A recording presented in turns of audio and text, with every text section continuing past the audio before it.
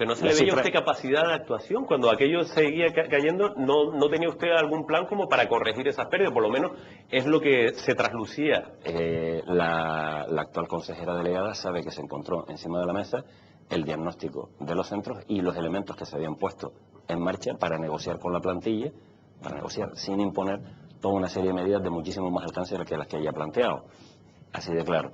Hombre, la crisis empieza a golpearnos en los centros, y además recordará usted las cifras, que en principio no teníamos caída porque todavía estaban viniendo los turistas que tenían el paquete contratado.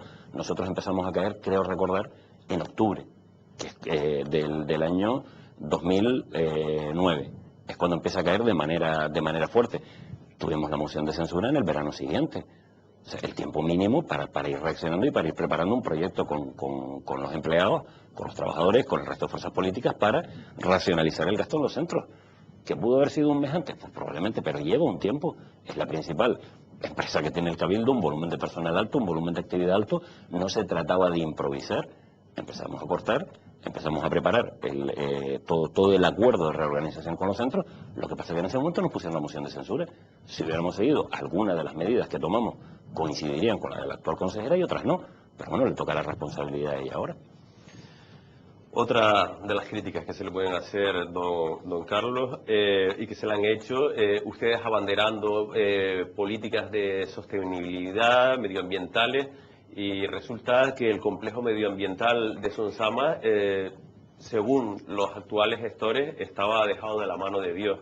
También eso lo percibían los vecinos por los incendios constantes que habían en el mismo, los malos olores que afectaban a las zonas colindantes, a las zonas a los núcleos poblacionales.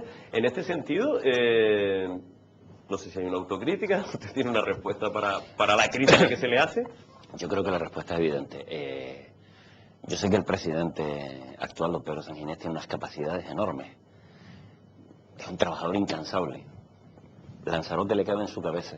¿Pero usted se cree que en 3 meses acaba con los olores? Si no se hubieran puesto en marcha anteriormente políticas precisamente de corrección de todas esas deficiencias que tenía el vertedero. Mire, corregir situaciones como las que se habían producido en Sonsama, de años de enterramientos que no respetaban las normativas actuales y que generaban problemas, no se corrige en 3 meses. Por más que don Pedro nos quiera convencer, él recibió en ese momento un complejo con una enorme cantidad de problemas, pero con una cantidad enorme de medidas previas que se habían ido tomando, entre ellas el secuestro de la concesión a la UTE, que recuerdo todavía cuando lo planteamos en el Cabildo, cómo se nos pidió inicialmente que lo dejáramos sobre la mesa, porque no lo tenían nada claro, cuando al final se han beneficiado del hecho de que el Cabildo quitara de en medio al operador que no estaba haciendo las cosas correctamente, asumiéramos esa responsabilidad, que fue un momento de una enorme tensión, porque la decisión no era nada fácil, y empezáramos a tomar medidas correctoras que después don Pedro ha culminado. Pero ya le digo, reconociéndole a don Pedro todas sus capacidades, hasta extremos ya enormes, casi, de superhombre, no se corrigen los problemas. No, es que ser usted tan sarcástico. No, es que me lo está diciendo usted. Don Carlos, no, porque hay que también recordar que cuando tomó posesión, el presidente del Cabildo sí que inyectó una importante cantidad económica para paliar todo más los trabajos que se efectos venían realizando. Le quiero decir que el escenario ese que usted plantea de que el vertedero está abandonado de la mano de Dios es incompatible. Queda esa sensación, porque los trabajos que se van haciendo hasta que no se culminan, por ejemplo, pues se sigue notando olor. Entonces, lo que pretendo decirle es que no es tan simple, como usted lo plantea, en el sentido que el vertedero estaba abandonado y llega alguien y lo arregla en 15 días. Es imposible, por eso le digo que reconociéndole toda esa capacidad de trabajo, no llego a ese punto que llegó usted de entender que en 15 días se puede arreglar en 3 meses. Ha heredado, y además nos alegramos, era nuestra responsabilidad y lo hicimos, ha heredado toda una serie de trabajos previos que se habían venido realizando. Más cosas, don Carlos. También durante estos 4 años, ya sabe que la isla tenía, pues rozó la cifra de 20.000 parados, si no la sobrepasó, y daba la impresión que uno de los buques insignias del Partido Socialista, además personalizado en usted y quizás en la presidenta, doña Manuela Armas, eran los hoteles del sur de la isla. Hay quien consideraba que los ataques o el no poner solución a este asunto iba más por lo personal hacia un conocido empresario que la voluntad real de intentar solucionar un problema. Es difícil contestar cuando cuando ya se da por sentado cuestiones como en el sentido, no, es que parece ser que un tema personal, yo no sé, yo agradecería enormemente que el tema se hubiera planteado en plan de cómo lo veíamos nosotros, pero bueno, es usted el presentador y yo me someto. ¿Cómo lo haría? Pero si no lo hicieron, No. Pues dígame usted por qué no se solucionó ese problema. Hombre, cuando nos fuimos, cuando nos echaron, dejamos sobre la mesa una iniciativa legislativa que ha estado parada durante un año y pico. Y solo en los últimos días se presenta algo que se conoce como el informe Parejo, que todavía no sabemos cuál es el mecanismo que propone exactamente. Pero nosotros dejamos en ese momento puesto sobre la mesa una iniciativa legislativa que pretendía solventar. ¿Tardamos 2 años? Sí. Pero mire, es que la iniciativa legislativa no se podía hacer antes de que tuviéramos las sentencias. Ahora ya cuando las sentencias se han producido da la sensación de que esto es muy viejo. Pero usted sabe, al igual que yo, que las sentencias se empiezan a producir precisamente al inicio de esta legislatura. Al principio llega una, llegan 2, no sabemos cómo van a salir las demás. Tenemos que esperar en algunos casos incluso por la firmeza de esas sentencias, porque todas, como parte de la estrategia de defensa, y tienen derecho a eso, fueron recurridas al Supremo, aunque después se les contestara que no correspondía, no cabía la casación. Pues bueno, lo que no podíamos hacer nosotros era pretender dar soluciones cuando todavía no habían sentencias en firme y cuando además, porque eso es importante, la otra parte entendía que no hacía falta llegar a ningún tipo de acuerdo con el Cabildo porque se limitaban a decir que todo estaba bien y faltaba un papelito. O sea, cuando solo se produce un escenario en el cual el Cabildo puede intervenir es cuando las sentencias de los tribunales se convierten en firmes, y a partir de ahí dimos nuestra respuesta. Y dimos nuestra respuesta con carácter general para todo el sector, o sea, no para un conocido empresario, como me decía usted, lo dimos con carácter general, y si usted lo mira, no hay ningún apartado que dice, y para este conocido empresario con el que Carlos Espino tiene una fijación personal, la norma es otra. ¿Pero los acuerdos que llegaron con Yudaya o los que le ofrecieron no se lo pudieron haber ofrecido al resto de hoteleros que están en la misma situación? En este momento toca la respuesta esa. Me alegro de que me haga esa pregunta, porque se ofreció el mismo acuerdo. Y porque si usted se fija, la iniciativa legislativa es exactamente lo mismo que el acuerdo con Yudaya. Cedan ustedes camas por el daño que han producido. Lo que pasa es que hay una diferencia. En el caso que se produce el acuerdo con Yudaya, y usted recordará cómo determinadas fuerzas políticas y medios de comunicación pretendieron convertir el tema de Yudaya como una especie de tropelía que yo había cometido, y ahora me están diciendo que porque no hacemos lo mismo que con Yudaya, es porque cuando se firma con Yudaya no se han producido sentencias, y entonces simplemente la voluntad de las partes se le comunica al juzgado cómo se hizo y la encuentra conforme a derecho y se ha dejado arreglado. Como ahora se han producido sentencias, no puede haber un arreglo del Cabildo en el sentido de considero válida tu licencia con tal de que pierdas estas camas. ¿Por qué? Porque las licencias han desaparecido. Los tribunales han dicho que no existían. Por tanto, aunque el ánimo del Partido Socialista sea dar el mismo tipo de solución, el mecanismo para construir la solución no es el mismo. Porque en ese caso la licencia seguía viva porque se paraliza el procedimiento por acuerdo entre las partes. Aquí algunos fueron más inteligentes, pensaron que le iban a ganar al Cabildo, dejaron que se pronunciaran los tribunales, y cuando la licencia desaparece del mundo jurídico, porque se la han encargado los tribunales, ¿qué margen para acuerdo tiene el Cabildo? Ninguno.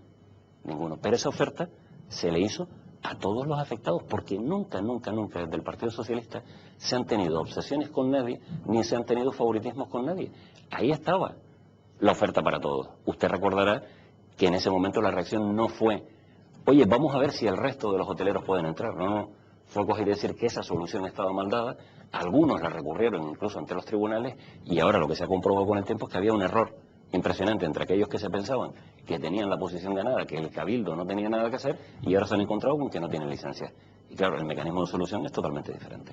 De acuerdo, vamos a pasar a otro asunto, don Carlos, si le parece. La autocrítica. Me lleva diciendo a lo largo de la entrevista, cuando le iba preguntando sobre los malos resultados que ha obtenido el Partido Socialista en Lanzarote, quizá lo más gordo es el haber perdido 3 parlamentarios. Sí, es lo más gordo porque además es curioso. Las matemáticas a veces nos juegan malas pasadas. La lista del Parlamento tiene mejores resultados que la lista del Cabildo, y sin embargo los resultados al final en asignación de escaños son más perjudiciales para el Parlamento. Por 2 razones fundamentales. Primero, porque no teníamos 4 parlamentarios, teníamos 3, y el otro nos llegó en virtud de una ley electoral injusta que denunciamos desde aquel momento. Recordará usted que fuimos la única fuerza política que pedía el cambio en la normativa para que los pequeños pudieran pudieran entrar también al Parlamento, y luego porque, aunque nuestros resultados en la lista del Parlamento fueron mejor que los del Cabildo, Coalición Canaria y el Partido Popular mejoran bastante también en el Cabildo, por tanto esos votos que teníamos fueron insuficientes. Creo que han sido los peores resultados de la historia en este sentido. Y me han tocado a mí. Y le ha tocado a usted, y usted los asume. Claro. No le queda otra.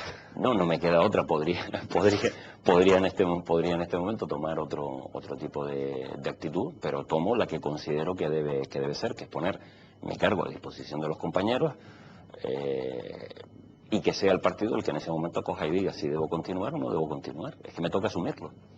¿Y por qué porque usted personalmente no ha pensado en dimitir en ningún momento? ¿Prefiere que sean los compañeros los que le digan que usted dimita? Para mí en muchas ocasiones, y se lo he dicho a algunos compañeros cuando han dejado algunas responsabilidades, la dimisión en muchas ocasiones cuando es personal es un ejercicio de soberbia. No aguanto esto, me voy o... No, mire, yo llegué... Según cómo lo enfoques, no. ejercicio de soberbia, don Carlos. Trato de explicarme. Yo llegué a la Secretaría General, no porque Carlos Espino tenga la capacidad de imponerse secretario general, sino porque hubo toda una gente que se sumó a un proyecto que fue a colocarme como secretario general. Bueno, antes de poner mi cargo a disposición de los miembros del Comité Insular, he hecho lo que considero que debo hacer, que no es una decisión personal mía.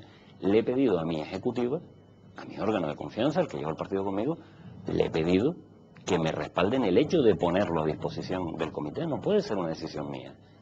Esto es un proyecto colectivo.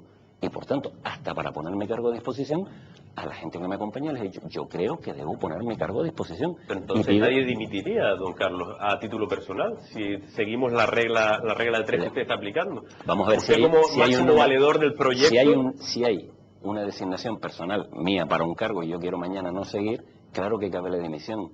Y en este caso, claro que cabe, pero estoy diciendo de la manera arreglada, de la que debe producirse, que es primero, hablar con la ejecutiva y que no le coja de sorpresa y además respalde el hecho que ante el comité insular yo ponga mi cargo a disposición. Y a partir de ahí son los compañeros los que juzguen. Vamos, me parece la manera más democrática de hacerlo. Hay quien dice que dentro de su partido ahora mismo no existe un sector crítico. Seguramente le dirán, don Carlos, usted no dimita. Es lo más probable. A mí me encanta. Antes de que se celebre eso, ya le digo yo a usted que le van a decir que no dimita. O algunos me dirán que sí dimita, y se mantendrá el debate que se tiene que mantener. Pero mire, vamos a ver, mi partido es el que es. No, yo no me meto en su partido. No, vamos a ver, es que ya estamos adjudicándole hasta comportamiento. Yo sé que a muchísima gente le encantaría que en este momento el asumir los resultados significara pues, que me fuera para casa. Habrá gente que dirá, esto lo que debe reflejarse es en una recomposición de la ejecutiva, que afecta al secretario general o en conjunto. Y habrá gente que dirá, habrá que solamente tocar parte de la composición de la ejecutiva. O habrá gente que dirá, es que no pudimos hacer más. Porque estamos hablando de los resultados electorales, claro. Hay un ejercicio que no se puede hacer, y es cómo hubiera quedado el partido en Lanzarote si no fuéramos los que somos y si no hiciéramos las cosas como hemos hecho. Hay territorios donde el varapalo para el Partido Socialista ha sido muchísimo mayor, pero muchísimo mayor que el que se ha llevado a Lanzarote. Y además en unas condiciones durísimas donde estábamos fuera prácticamente de todas las instituciones y con un panorama político, incluso mediático, de prácticamente todos contra el PSOE. Y sin embargo hemos logrado unos resultados más que dignos en muchísimos municipios y en la lista al Cabildo. Ya digo, comparándonos, no evidentemente con la fuerza ganadora que nos ha derrotado, comparándonos con los resultados que han obtenido nuestros compañeros en otros territorios. Y ahí el Partido Socialista va a ser, como debe ser, profundamente democrático y profundamente soberano en sus decisiones y tomará las decisiones que puedan tomar. Una de ellas, por ejemplo, no, Carlos, aguantas ahí, que ya en el próximo Congreso elegiremos a otro, pero de momento no vamos a quemar a un secretario general nuevo gestionando tus malos resultados. Esa puede ser una lectura perfectamente.